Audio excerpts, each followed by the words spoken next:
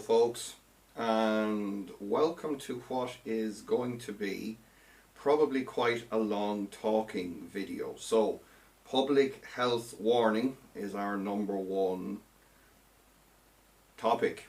If you do not like long boring talking videos, run away. So this is going to be a update on quite a vast array of the projects that we have going on, and I figured I'd try to pack it all into one video. And this also marks something of a milestone because it is the first video that I have written a script for myself. So hopefully this means that I won't ramble off down some crazy tangent and will stay on message. So first topic that we're going to be talking about is the status of the various Tesla projects that we have going on. So firstly, our Model 3 power conversion system. Now, for those of you that may not have followed along, a couple months ago I was very kindly donated a Model 3 power conversion system and some wiring harnesses and boards from what I believe is a 2019 US spec Tesla Model 3. We did a few videos on working out the communication with that, and I went ahead and designed a little controller for it, which would be this guy here, and pretty much haven't done much else with it other than to confirm that we can communicate with the PCS. So a lot of you have also asked, what is that? Well, the Model 3 power conversion system is an amalgamated AC charger, battery charger, and DC to DC converter. So what they had in two separate modules in the Model S and the Model X, they combined into one for the Model 3. So I'm going to turn the camera around and let you have a quick look at that.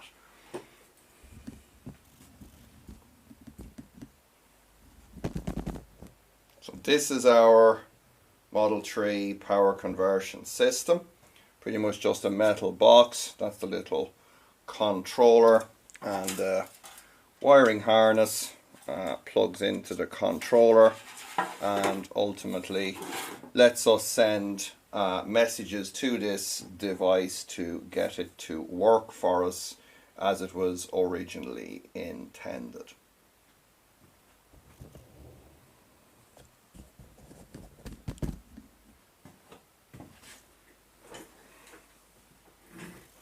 So, do we have it working? And the answer to that question is a little bit.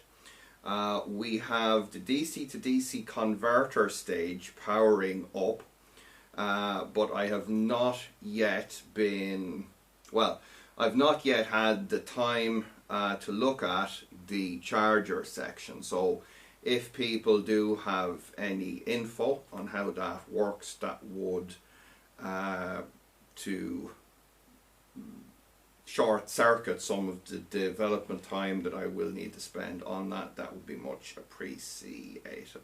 As with all of my designs, the Model 3 PCS controller full design is on GitHub. Now, next up, the Model S charger boards that we sell and, you know, again, make the designs available for. The new version is the version 4. That board contains the hardware for communicating with both the Tesla destination chargers and superchargers, which use single wire CAN. Also on there is the hardware for doing CHAdeMO DC fast charging. So what we will need to do will be to write software to support that hardware. But as of now, anyone who purchases a Gen 2 charger board gets the version 4, and unfortunately at the minute, as I say, the software is not there to support those advanced functions yet. But hopefully either I or somebody will get to write some supporting firmware for those functions. Leading on from that, we have a problem with certain revisions of the Tesla Gen 2 battery charger, in that they do not work with the logic board. Now, it's not that they don't work with the hardware of it. We have a software stroke firmware compatibility problem. Now, I am aware of this, and I'm going to be working on that now fairly soon to hunt down the cause of it. But what it amounts to is that the charger will report the presence of a certain AC voltage over CAN, even when there is no measurable AC voltage there. Now, what I suspect is going on is that there's a firmware update in the power modules themselves that has changed the CAN protocol. So, as I say, that is something that I'm going to be looking at. Presently, I do not have information on what model number or revision may or may not have that compatibility problem. And in fact, it may not be down to a certain, labeled model number on there. It may be down to whether a certain car has had a firmware update or not. And this is like one of the reasons that I generally don't like using the OEM CAN-based communication stuff, because they can just change it on a whim. But in the case of the Gen 2 charger, we kind of need to, because the intelligence is buried in the power modules themselves. Now, to the best of my knowledge, this does not affect the Gen 3 charger at all. So rest assured, I am aware of that particular problem and will be looking at it. So where are we? Another question I get asked quite a bit is, where am I with the Model 3 drive unit? Well, over, I guess now nearly the past year, I've gone back and forth with quite a few people who have wanted me to, I guess, hack the Model 3 drive unit inverter so that it can be used outside of the Model 3, so to use it for conversions and so forth, in a, I guess, a similar way to what we have done for the Model S and Model X drive units. Now, to date, I have not received a Model 3 drive unit or gotten my hands on one. As I said, I had negotiations with a few people who were willing to either loan or donate a drive unit to me for that exact purpose, but we kind of disagreed on my desire to have any and all information that we learn in the public domain as open source. So that's kind of where we're at. The good news is they are getting cheaper, so who knows, I might even be able to buy one for myself. So, but that's about where we're at as of now, but that could change in the future. So, Next up on Tesla drive units, we have a new firmware release for the inverter, and I strongly advise people to upgrade to that latest version. There was a long running bug in how the firmware dealt with the AB encoder.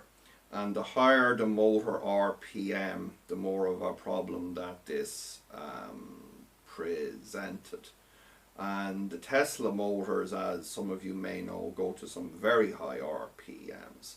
It wasn't apparent for general purpose AC motors used in conversions that might go to 3,000 or 4,000 RPM up at the very high end, but the Tesla motors go way over 10,000 RPM. Some up to 16. So what would happen is that we would get unintended consequences as a result of that error in where the firmware believed the rotor to be in relation to the stator field. So Johannes solved that and sent me a firmware version there about maybe a week or 10 days ago, and I put that in the E31, and it basically I don't know what the modern way to say it is, but the car is absolutely just a rocket ship now. At all speeds, it just plants you back in the seat and goes. So very much recommend people to use that new firmware. Okay, so that's about where we're at on the Tesla stuff at the minute. There's one other thing that I'm trying to get my hands on that some of you might be able to assist me with. The Model 3, at least the European version, uses the CCS charging standard. Now that's becoming more and more popular, and there's even the first of a few 350 kilowatt charging stations that use CCS only about 10 miles away from me. The problem with CCS is it is an absolutely horrific communication standard and protocol. And as usual, these things are so tightly guarded, least we launch the nukes with our clumsiness. So, the Model 3 has a board called a charge port controller board, which I believe is in the battery. That basically deals with all of the CCS communication and communicates with the what's the name of it, the battery controller stroke BMS board over CAN. And what I would love to do is to get my hands on one of those European Model 3 charge port controller boards to see if we can communicate with it via CAN. Because if we can, then we could let Elon do the heavy lifting on the CCS side of things, and we just communicate via CAN with that particular board. So if anyone has or knows where I could get a European spec Model 3 piece charge port controller board, then do please let me know. Okay, pretty much it for Tesla stuff. Next on is Nissan. So Nissan Leaf controller. So we have designed a, I guess they call them VCU, VMU, Vehicle Control Unit, Vehicle Management Unit, call it what you will, that can control the Gen 1 and the Gen 2, certainly the Gen 1 Nissan Leaf inverter, and highly probable the Gen 2 inverter. I installed a prototype in the Grey Goose, which is our E46 Touring conversion, and that has worked out very well. That is an open source design for people that are interested in it. The GitHub link, which you will see in the description, will bring you there. I do sell the complete and tested boards in the web shop also, for those of you that might want to purchase a fully built unit. At the minute, the software, which is mostly the work of another gentleman because my software skills are completely crap. I won't mention his name on here in case, unlike me, he's not a kind of a media hound. But all the details are on the GitHub page, and thanks to the work of that person, we can now control the Gen 1 inverter with its own logic board brain still installed. So I've had quite a few people asking me about that. As I say, prototype testing has gone very well in the E46 Touring. The software at the minute is still what I would consider beta. It does work, but you will need to do a bit of configuration on it for yourself. Also, it emulates certain BMW CAN messages, so it drives the instrument cluster, makes the ABS and the traction control happy and all that kind of thing, at least for the E46 and probably the E39 BMW as well. So that's about where we're at on that. I consider the design workable at this stage, so anyone wants to try it, by all means do. So another very common question is, when is the Red Arrow update coming? Okay, so the Red Arrow, for those of you that mightn't have followed, is our 1996 BMW 3 Series E36 build, which we kind of advertised as the €1,000 EV conversion project. Now, I will make a dedicated video for that because there's quite a lot of detail to go through, but I will let the cat a little bit out of the bag for you here and let you know that we did indeed manage to perform that conversion for less than €1,000. And the point here is that you do not have to spend mega bucks to get a practical electric vehicle on the road. So Red Arrow update will be as soon as I can. Okay, next one is, where are we on our Lexus projects? Now, the GS 450H gearbox is really where a lot of the Lexus focus has been. Again, just to give you guys a little bit of background, there was a gentleman on the DIY electric car forum there a few years ago that transplanted one of these into a BMW E46 and had really good performance from that. Now, sadly, at the time he decided not to release the information on how he did that. My plan, and I had gotten somewhat down the road on that, was to design a replacement brain board for the GS 450H inverter so that it could be ran without knowing all the Toyota controls protocols and all that.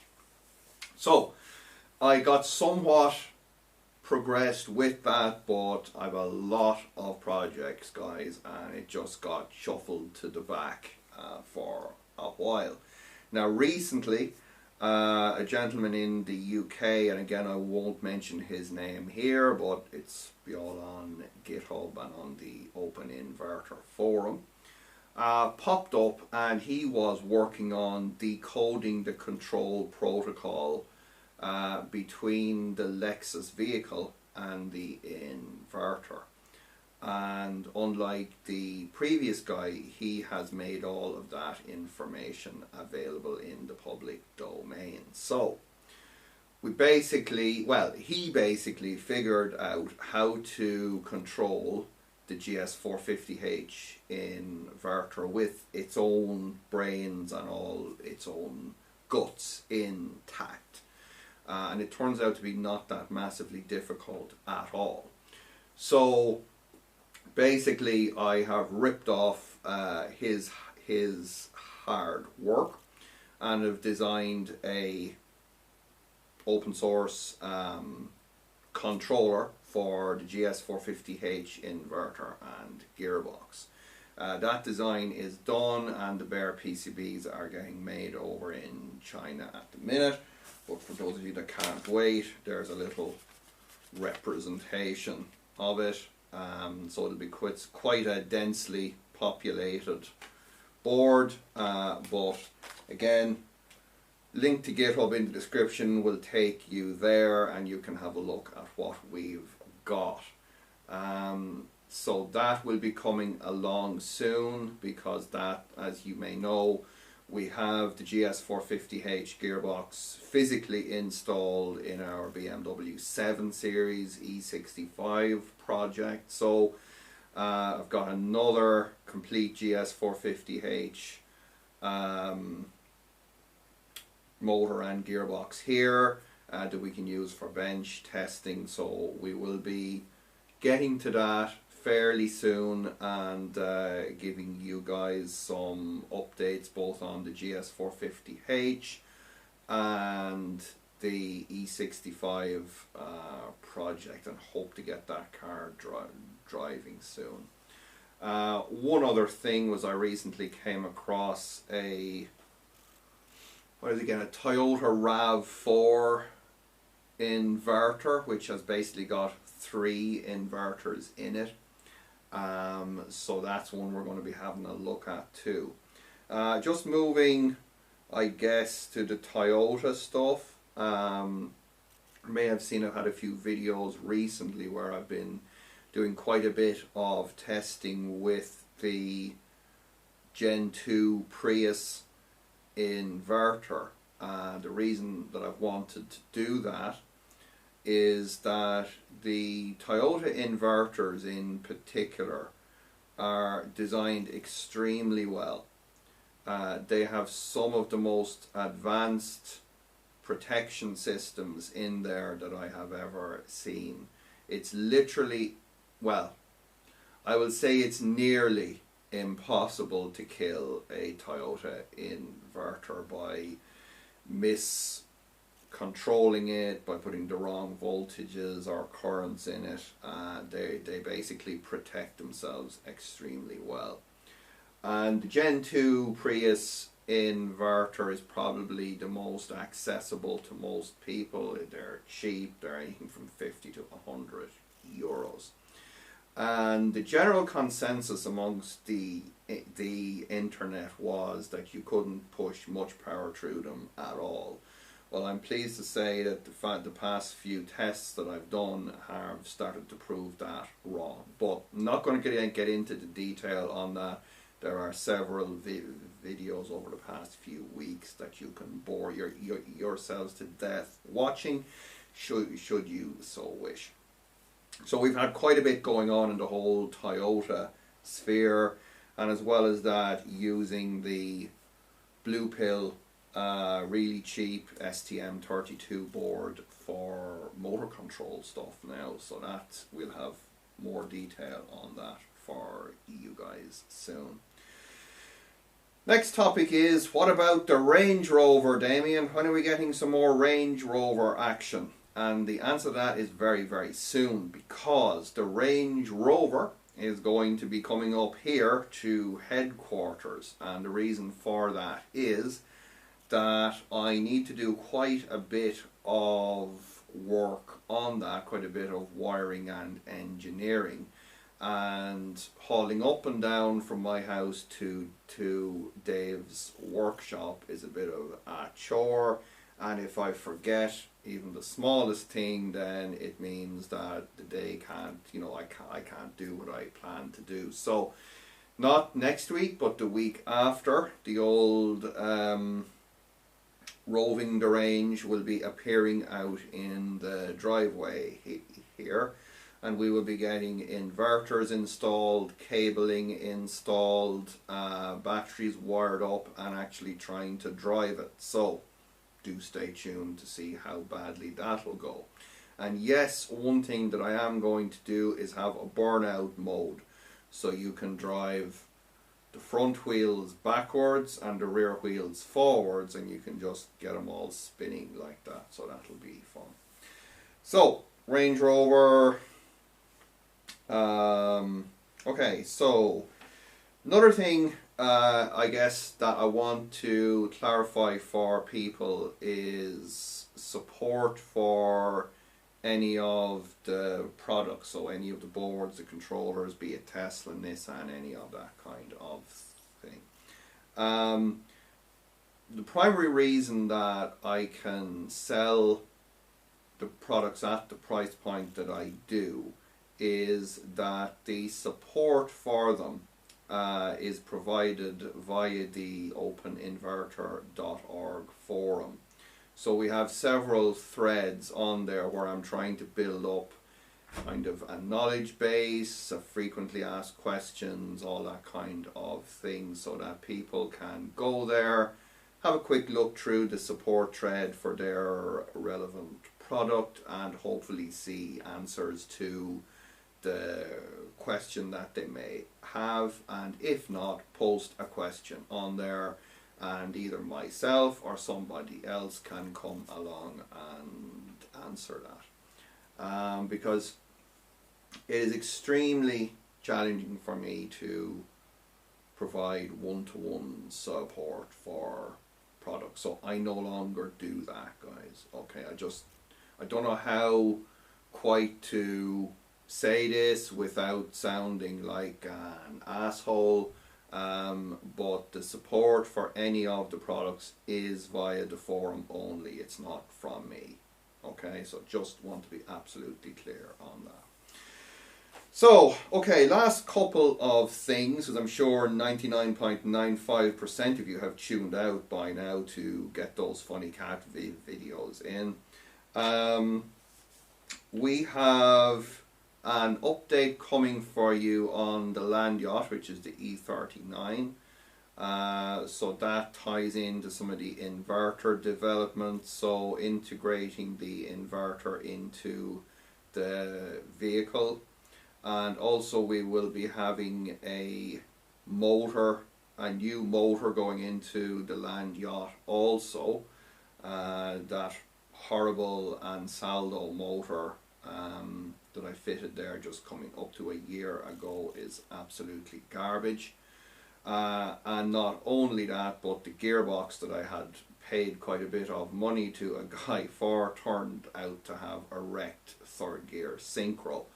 So basically that whole powertrain is going to come out, and I recently got a cracking deal on a Siemens 1PV 5135.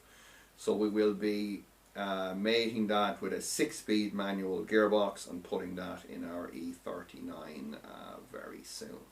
And final topic for you is that on the subject of E39s and budget EV conversion projects, we will have a new super low budget EV conversion project coming to you for the winter months. I'm not going to put the figure out there yet, but it's going to be, I'd like to think, manageable, and it's going to be AC. So it's not going to be a DC conversion like we did with the E36. This is going to be a full AC system with a very accessible type of AC motor that you should be able to find in most jurisdictions throughout the world very, very cheaply and easily. So do stay tuned for that one. Other than that, guys, I think that's about it for our updates. I understand there's probably not a lot of people going to want to sit here and listen to me for over a half hour, but there's sections in this that I hope will answer some of the most common questions that either get posted on YouTube comments or social media and stuff like that. Do also consider following me on social media. I'm on Instagram and Twitter as EVBMW. And I do post quite a few photos and short video clips on there showing you what I'm working on. And I guess one last comment that I would make is that I won't say I'm the only person doing this stuff, but I'm certainly one of very few people that do this kind of thing and do it in a completely open way and publish the designs and, you know, video the stuff and show you exactly what it takes. So I understand that there are some people that are waiting for me to do certain things, and that can be frustrating. I understand that because I get frustrated too when it's just me here and it's, you know, it just seems like me against a mountain of boards and inverters and cars and products and stuff. So things are being done, but they've got to be done on my time scale, I guess. That's about all I kind of want to say on that. And there's nothing being forgotten, left out, avoided, or anything of that sort. Right. That's about it, guys. So, I hope this has, as I say, I hope this has answered at least some of the most frequently asked questions. And until then, do check the links in the description, particularly GitHub, because you will be able to find all the designs on there. For support on any of the products, Open Inverter Forum, link in the description to that. If you want to buy any of either the completed controllers or the bare PCBs to build your own, link in the description to the web shop. One thing that I would just clarify as well is that all of the boards sold, be it the bare PCBs or the completed units, will be the latest version. So whatever the latest version on GitHub is, I don't hold back anything. It's basically all there for you.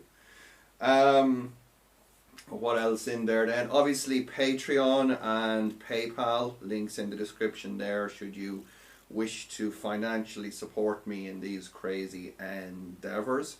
I would like to take this opportunity also to very, very much thank the people who do support me, because basically none of this would be feasible without that support.